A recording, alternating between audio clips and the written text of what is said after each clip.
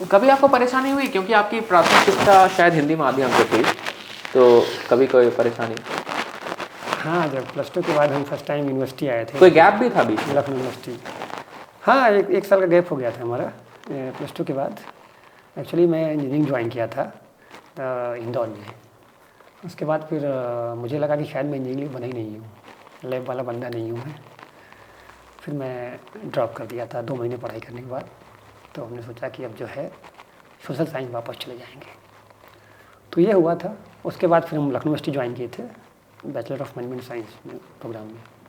तो उसी में जब फर्स्ट सेमेस्टर में थे तो बड़ी प्रॉब्लम हो रही थी। हालांकि थोड़ी प्रॉब्लम इधर भी हो गई थी, इधर इंदौर में, बट उसमें तो सब्जेक्ट ही समझ में नहीं आता था, क्योंकि वो एप्टीट्यूड ही नहीं था इंजीनियरिंग वाला। अब यहाँ लखनऊ आए तो सब्जेक्ट तो समझ में आ रहा था, लेकिन लैंग्वेज प्रॉब्लम आ रही थी। तो उसमें एक बार तो ये हुआ कि जैसे शुरू में एक इंडस्ट्रियल साइकोलॉजी का पेपर था, मैडम थी पढ़ा रही थी। तो जब उन्होंने एक दो लेक्चर ले लिए, उसके बाद फिर चौथे दिन की बात होगी, हमारे चेहरे से कुछ एक्सप्रेशन सही नहीं होंगे, साइकोलॉजी की मैडम समझ गई। तो उन्होंने पूछा कि भाई कोई प्रॉब्लम है? हमने कहा हाँ मैडम प्रॉब्लम है। क्या प्रॉब्लम? हमने कहा मैडम हम तो हिंदी मीडियम से पढ़ के आए हैं, हमारा कुछ समझ में नहीं आ रहा है। कह रहे अच्छा। तो फिर उन्होंने बोला कि कितने लोग हैं हिंदी वाले? तो पता लगा कि आधी क्लास तो हिंदी मीडियम की है। तो उन्होंने कहा कि फिर क्या करें? हमने कहा ऐसा है, आप 10 सेंटेंस आप इंग्लिश में बोलिए, उसको समराइज़ करके एक सेंटेंस आप हिंदी में बोल दिया कीजिए बाकी हम जाके पढ़ लेंगे और डिक्शनरी देख के समझ लेंगे। तो उन्होंने कहा हाँ ये हो सकता है। फिर उन्होंने पढ़ाया वैसे, और फिर उसके बाद धीरे धीरे, पहले शुरुआत में तो हम जब एक पेज पढ़ते थे टेक्स्ट का, इंग्लिश का टेक्स्ट, कम से कम 100 बार ऑक्सफोर्ड डिक्शनरी को खोल के देखते थे। एक पेज पढ़ने के लिए 100 बार देखते थे। तो मतलब अगर 2-3 पेज पढ़ते तो पता लगता 3-4 घंटे लग जाते थे। उस समय तो इतनी फ्रस्ट्रेशन होती थी कि कहाँ आ गए। लेकिन मतलब कि अगर निश्चित तौर पे अभी तो आपको बड़ी हंसी और बड़ा एंजॉयमेंट लगता है, काफ़ी स्ट्रगलिंग फेज था, लेकिन किसी भी बच्चे को अगर वो 3 पेज पढ़ने में 3-4 घंटे लग रहे हैं और सिर्फ लैंग्वेज बैरियर है, क्योंकि आपको वो चीज़ें आती हैं, समझ में आ रही हैं, लैंग्वेज बैरियर है, तो हमारे सिस्टम पे कहीं ना कहीं सवाल है एक। नहीं, ये इसके लिए तो कोई एजुकेशन सिस्टम में कई बार इसे जो आपका, अगर आप एजुकेशन के जो एक्सपर्ट से बात करेंगे कि मतलब वर्नाकुलर जो आपकी मदर टंग है वो कब तक होनी चाहिए, मतलब 5th तक रखें, 8th तक रखें, 12th तक रखें, या पूरा हायर एजुकेशन भी आपका वर्नाकुलर में हो। तो एडवोकेसी अलग अलग है, कई में कोठारी कमीशन भी, उसमें आप पढ़िएगा उसे समझेंगे। तो हायर एजुकेशन तो हर हाल में आपका जो है कॉमन ग्लोबल लैंग्वेज में होना चाहिए, ये बहुत ज़रूरी है। मतलब ये तो तय है कि +2 के बाद जो है आपको इंग्लिश पढ़नी चाहिए, स्पेशली अगर आपकी इंटरेस्ट एकेडमिक्स में, फिर तो बहुत ज़रूरी है। क्योंकि अगर आप इंडस्ट्री में जा रहे हैं तो अगर आपके उस सब्जेक्ट की किताबें आपकी जो है वर्नाक्युलर लैंग्वेज में अवेलेबल हैं, पढ़ लेंगे। अब जैसे मान लीजिए आप इंजीनियर हैं, ठीक है, आपकी इच्छा है कि आप जर्मनी में जाके अपनी सेवाएं दें। अब आपने बीटेक हिंदी मीडियम में किया है, आप वहाँ जाके क्या करेंगे? हाँ, बहुत समस्या है। लेकिन एक पक्ष इसका ये भी, और मैं इस पक्ष से ही बिलोंग करता हूँ, और मेरे पक्ष में एक काफ़ी जाने माने व्यक्ति भी हैं। हाँ, लेकिन इतना ज़रूर है कि जो ट्रांजिशन फेज होता है, मतलब कभी न कभी हमको अपने वर्नाकुलर से ग्लोबल लैंग्वेज में आना है। जो आपका ट्रांजिशन है वो आपका स्मूथ होना चाहिए। ये नहीं कि आप मतलब +2 तक आप हिंदी में पढ़ें और इसके बाद आप फर्स्ट सेमेस्टर कहीं जा रहे हैं, बीटेक कर रहे हैं, MBA कर रहे हैं या BBA कर रहे हैं, तो उसमें ज्वाइन करते ही आप फर्स्ट सेमेस्टर में टेंशन में हैं, डिप्रेशन में हैं, आप लिख नहीं पा रहे हैं, आप फेल हो जा रहे हैं, आप जा रहे हैं, सुसाइड कर रहे हैं, सब कुछ नहीं होना चाहिए।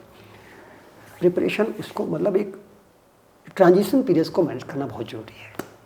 लेकिन ये सब जिस कमीशंस के आपने नाम लिए, वो गवर्नमेंट इन्फ्लुएंस्ड भी होती हैं, और दूसरी बात ये भी एक है कि जैसे डॉक्टर विकास देवी कीर्ति हैं, मैं उनको मिसकोट नहीं करना चाहता था, लेकिन उनका कहना सिंपल है, दृष्टि IAS के जो फाउंडर हैं, और मैं उन्हीं से बहुत सहमत हूँ कि एक बच्चा जो होता है वो जब बड़ा होता है, बहुत छोटे उम्र में ही वो कॉम्प्लेक्स सेंटेंसेस बनाना, आर्टिकुलेशन सीख लेता है हिंदी में।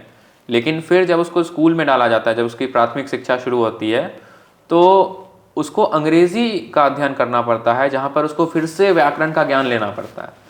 और मेरे केस में पर्टिकुलरली बात यह है, एक अगर मेरे अपने एक व्यक्ति की तरह बात करूं तो मैं लगभग हिंदी में भी उतना ही सहज हूं बोलने में जितना मैं अंग्रेज़ी में हूं, और मैं दोनों में ठीक ठाक सहज हूं। मतलब मुझे अंग्रेज़ी भी कह सकता हूं कि अच्छी बोलनी आती है और मुझे हिंदी भी अच्छी बोलनी आती है।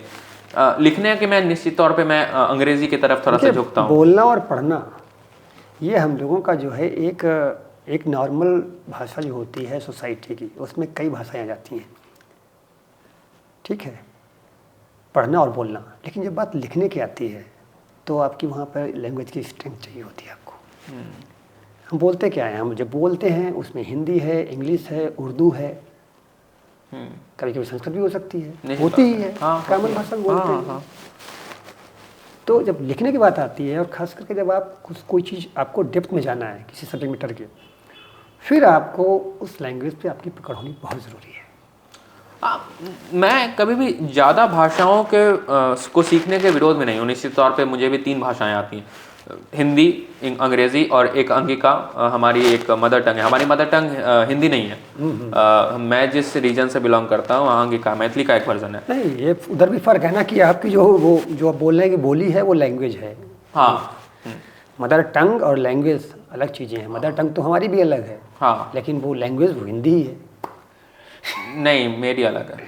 हाँ, मेरी अलग है। ठीक है। लेकिन जब मैं देखता हूँ एग्जाम्पल्स, जैसे कोई अगर जैसे एक बहुत बड़ा इंडस्ट्री है जो कि MBBS करता है रशिया जाके, ठीक है, इंडिया में बहुत MBBS का क्रेज़ है तो रशिया जाके MBBS किया जाता है। तो वहाँ पे जो पहले साल होते हैं वहाँ पे एक कंपलसरी सब्जेक्ट है रशियन। उसकी वजह है, जैसे रसिया और चाइना की अगर आप बात करें तो वहाँ के जो ग्रेजुएट हैं उनको इस तरह से तैयार किया जाता है या इस तरह से तैयार होते हैं क्योंकि उनको वहीं काम करना है हर हाल में, क्योंकि सोशलिस्ट हैं वो सब या कम्युनिस्ट हैं, जो भी है। मतलब उनको दूसरी रीजन में, दूसरे स्टेट में, दूसरी कंट्री में जाके जॉब नहीं करनी है। वही बोल रहे हैं कि अगर आपका एक क्लियर है कि भाई आप मान लीजिए बिहार में या यूपी में ही पूरी लाइफ गुजारने वाले हैं तो आपका बीटेक जो है भोजपुरी में चल जाएगा। उसमें प्रॉब्लम आ सकती है, आप साइट, लेकिन प्रॉब्लम यह आएगी साइट पे आप बैठे हुए हैं, ठीक है, आप टेक्सटाइल इंजीनियर हैं, आप कॉटन में काम कर रहे हैं, आपने हिंदी मीडियम में पढ़ा है, बीटेक किया है टेक्सटाइल इंजीनियरिंग, उसके बाद आपका मशीन में कुछ प्रॉब्लम आ रही है, आपने बुला लिया जर्मनी से एक टेक्नीशियन, कोई इंजीनियर, एडवांस इंजीनियर जो भी है आ गया, अब वो आपसे डिस्कस करना चाहता है, कैसे करेंगे? नहीं कर पाएंगे। मैं आपकी निश्चित तौर पे मैं आपकी बात को समझ रहा हूँ। हाँ, और बिहार में भी प्रॉब्लम यह है कि सारे लोग भोजपुरी नहीं, मैं भोजपुरी नहीं बोलता, मुझे भोजपुरी का कोई ज्ञान नहीं है, मैं अंगिका बोलता हूँ। एग्जाम्पल दे दिया। हाँ, निश्चित तौर पे। हाँ, तो ये एक है समस्या, इसलिए अंग्रेजी की तरफ झुकाव मन मार के आ जाता है। हाँ, अंग्रेजी कोई बहुत अच्छी लैंग्वेज नहीं, बिल्कुल अंग्रेजी आपकी कोई बहुत अच्छी लैंग्वेज नहीं है, लेकिन वो एक आपको प्लेटफॉर्म देती है कि आप ग्लोबली आप सस्टेन करें। नेसेसरी इविल हो जाती है ये चीज़ है कि करें तो करें क्या। अब जैसे हम लोग हैं क्लास में बोलते हैं, लेक्चर जो हैं आपके इंग्लिश में होते हैं। हम सब उस पर भी आएंगे। हमारे बाहर निकलते ही कॉरिडोर में हिंदी में जाते हैं। हाँ, लेकिन हम सबको, हमारे यहाँ पर्टिकुलरली नहीं लेकिन और भी जगहों पे मैंने देखा, सब जगह है। आप साउथ में जाइए, आप जैसे मैनेजमेंट इंस्टीट्यूशन जाएंगे, वहाँ क्लासरूम के अंदर वो इंग्लिश में आपका लेक्चर होगा, बाहर निकलते ही सारे अगर साउथ के स्टूडेंट और टीचर हैं, हाँ, तमिल हो जाएंगे, तमिल हो जाएंगे, मलयालम हो जाएगा, जो भी है। लेकिन एक समस्या आप मेरे पक्ष को अगर देखने की कोशिश करें, निश्चित तौर पे मेरा ये बहुत व्यक्तिगत पक्ष नहीं, मतलब कि मैं पर्सनली इस चीज़ से पीड़ित नहीं हूँ क्योंकि मैं काफ़ी ठीक ठाक अंग्रेज़ी बोल लेता हूँ और लिख भी लेता हूँ और ग्रामर का भी ज्ञान ठीक है। लेकिन यूनिवर्सिटी में ही स्ट्रेस किया गया हम सबको कि प्रोफेसर्स अंग्रेज़ी में ही बोलेंगे, हिंदी में नहीं बोलेंगे, क्योंकि उनको बांधा गया। और भी यूनिवर्सिटीज़ में, सिर्फ मैं एक यूनिवर्सिटी की बात नहीं कर रहा हूँ, हमारे स्कूल में था कि हमारे प्रिंसिपल बांध रहे हैं हमें हिंदी में बात करने के लिए। उसकी वो सही है क्योंकि वो हमने भी हम बांध रहे हैं अंग्रेजी में बात करने के लिए, हिंदी में बात नहीं कर सकते। हाँ, बता रहे हैं। जैसे जब हम बताया ना कि प्लस टू के बाद जब ग्रेजुएशन में आए थे, उस वक्त हमको दिक्कत ये आ रही थी कि मतलब हिंदी से इंग्लिश में कैसे जाएं। तो उस ट्रांजिशन में मतलब मैंने पर्सनली जो फील किया कि जब तक हिंदी छूटेगी नहीं तब तक इंग्लिश आएगी नहीं। बात समझना? समझ रहा हूँ, बिल्कुल सही बोल रहे हैं। कुछ समय तक तो हम सोचते थे कि हिंदी को इंग्लिश में ट्रांसलेट करते हैं, मन में करते थे, का बात नहीं बन रही थी। स्लो हो जाता है प्रोसेस, हिंदी को छोड़ना है, त्याग देना है, तब इंग्लिश आएगी, बाद में फिर पकड़ लेंगे। हाँ, जब हाँ। इंग्लिश आ जाएगी तो फिर काम देख भर को आ लेंगे। जाएगी, हाँ, हाँ, फिर इंग्लिश को फिर से उठा लें, क्योंकि वो तो अपनी है ही मदर टंग, तो उसको उठाने में कितना टाइम लगेगा। सही बात। बट उस समय में छोड़ना था। तो अगर कोई स्ट्रेस कर रहा है कि आप हिंदी को बिल्कुल यूज़ नहीं करेंगे, तो वो इसलिए है कि भाई आप जो है एक बार इंग्लिश में आप सब्सटेंशियल हो जाइए। हम सब कॉर्पोरेट में भी, चूँकि हम सब कॉर्पोरेट से बिलोंग करते हैं, मैं कॉर्पोरेट यूनिवर्सिटी में पढ़ता हूँ, आगे चल के कॉर्पोरेट में जाने का पूरा इरादा है। आप भी एक गवर्नमेंट यूनिवर्सिटी में आप पढ़ा रहे हैं, but at the same time आप बिजनेस में हैं, जो कि कॉर्पोरेट के लिए तैयार करता है। तो कॉर्पोरेट में भी अंग्रेज़ी का कल्चर जो है वो है, और हम सबको अंग्रेज़ी बोलनी आती है, लेकिन एक नहीं, हाँ, एक बात और बताएं आपको यहाँ पर कि जैसे एक मैनेजर बैठा हुआ है, वो इंग्लिश में काम कम्युनिकेशन कर रहा है, प्रेजेंटेशन मेरा चल जाएगा, लेकिन उसका जो पीएन है उसको जो है आपको लोकल लैंग्वेज पता होनी चाहिए। क्यों? बाज़ार में जाएगा, हॉट में जाएगा, आलू मांगेगा, सब्जी मांगेगा, वो अगर अंग्रेजी में मांगेगा उसको कुछ नहीं मिलने वाला है। तो लैंग्वेज आपके जॉब नेचर पर भी डिपेंड करती है कि भाई उससे हम ये उम्मीद, पीएन अगर हम ये उम्मीद करेंगे पीएन जो है वो इंग्लिश में कॉर्पोरेट में बोलेगा, तो कई बार ये फिजिबल भी नहीं होगा। और अगर वो इतना बेहतर है कि भाई आप उसका कम्युनिकेशन स्किल्स अच्छे हैं, तो फिर वो हायर पोजीशन में नहीं जाएगा। बिल्कुल जाएगा एकदम। तो उस चीज़ को भी, इसके लिए भी हमें रिसेप्टिव होना पड़ेगा। मतलब आप ओपन टू ऑल वाला और सीन वो रखते तो हैं। भी है। जैसे कई बार क्या होता है कि बच्चे, हम देखते थे कि ग्रेजुएशन या पीजी में फर्स्ट टाइम इंग्लिश में आते हैं, कहते हैं कि सर हमें हिंदी में बोलना है। तो जब तक कि सारे लोग क्लास में हिंदी समझ लेते हैं, हम उनको मना नहीं करते हैं कि पता लगे कुछ बच्चे आपके साउथ के या कुछ फॉरेन के स्टूडेंट हैं, तभी बोलते हैं कि भाई ऐसा है कि एक बंदे को समझ नहीं आएगा, आप कोशिश करिए जैसे भी है इंग्लिश में बोलिए। और जो पहली बार हिंदी में बोलते हैं उनको भी बोलते हैं कि भाई आप धीरे धीरे जो है तो 1-2 महीने में इंग्लिश में शिफ्ट कर जाइएगा।